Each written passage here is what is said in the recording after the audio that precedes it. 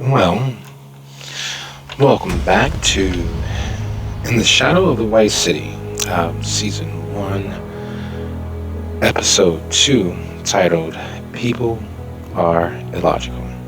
Unfortunately, due to technical difficulties on my part, the episode did not record in any way, shape, fashion, or form that was usable, so I will quickly encapsulate what took place during our second episode of Season 1, which is technically Episode 1, Part 2. Now, we open initially with a week after the terrorist actions that laid waste to the Queen of Spades. Three of our troupe, Abner, David Brisley, and Everett Yeager, were summoned to an all-village Elysium. Now, they convened at the Adonis, which is one of the standing Elysiums of Dolton, but also the favorite Elysium of the Dolton Dom, Geneva. While everyone gathers and waits for Geneva to begin, the crowd of kindred already present mill amongst themselves and discuss the events of the previous week and how a foundation in a relatively large village landmark is non-existent, and how one of the second oldest of them, is non-existent any longer due to what took place at the Queen of Spades. Our troupe make themselves and their wishes known, from Everett's sire to various underlings of notable senators to advisors and the like. Gossip spreads far and wide, and hushed conversations happen at a breakneck pace.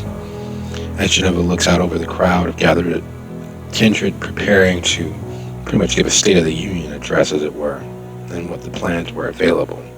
It surprises no one that Geneva directly addresses the events that took place. It does surprise more than a few kindred gathered that Geneva puts to them all for their voices to be heard, for them to cast their vote, as you were, in regards to whether the village would remain as it was, a protectorate of Chicago, nominally, in the ivory tower, whether they would go independent or whether they would flout everything and everyone and officially join the Anarchs, joining with Riverdale to the west and Gary to the east. Each kindred is urged by Geneva and the several senators and advisors gathered to vote with their heart, and that each kindred would have an opportunity to speak from their heart when casting their vote. As such, Geneva escaped the stage, heading, in fact, backstage and alighting to speak with Decibel directly. As several kindred disappear into the back to cast their votes, immediately others continue conversing. The coterie our troupe decides their decision, and Everett decides to carry it out, to have their voice be known and heard. And surprisingly, much like many of the gathered kindred, Everett, and by proxy Abner and David, cast their votes for independence, to leave the Camarilla, to stand on its own footing and not join the Anarchs. In the doing so, Everett is invited to a meeting later by Decibel. He and David and Abner, as they walk over to the meeting later, Everett and Abner make their feelings on kindred and each other known. Polite threats pass from one to the other. When they arrive at the Pisketeers Lounge, they find it to be the very, very openly alternative fetish club. There is an air of seediness to it that can only be felt in small town Americana. All the same, they enter. Upon entering, they find themselves not meeting simply Decibel, but the bulk of the Dolton Senate. Looks of surprise escape, and they manage to comport themselves with no small amount of skill when accepting a quest from the Senate to deliver the word of Dolton's independence to Riverdale and Gary and Chicago itself. Their first destination being Riverdale, the abutting burb to the west. When they arrive at Riverdale's Republic of Baronies to speak to the barons gathered, words are exchanged, and it turns out that Decibel's letter of intent is little more than the threat of reprisal if anyone and everyone decides to take action or arms against Dolton.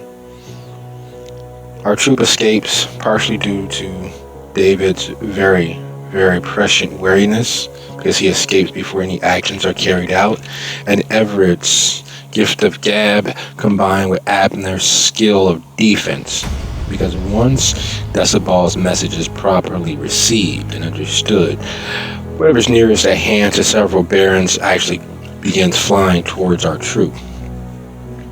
They manage to escape with their lives, and the message clear that screw Decibel in the end. And as they make their way back towards Dolton to bag off the second and third portions of the quest, they are beset by a police car, trailed until the lights come flashing on and they're pulled over.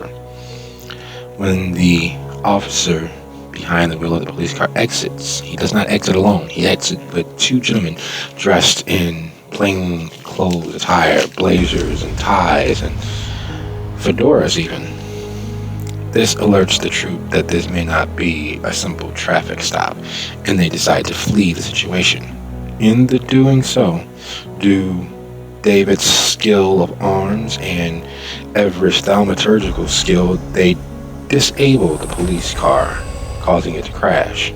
But not before a message can be spread far and wide of a police pursuit, and it gets even more complicated from there. Deciding that discretion is the better part of valor, our troop quickly pull over and escape the vehicle.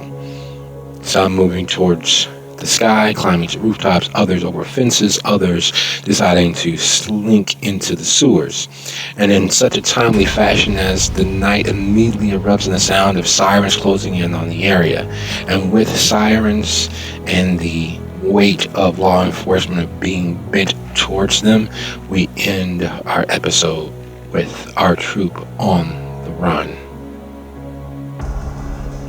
This was In the Shadow of the White City, Season 1, Episode 1, Part 2.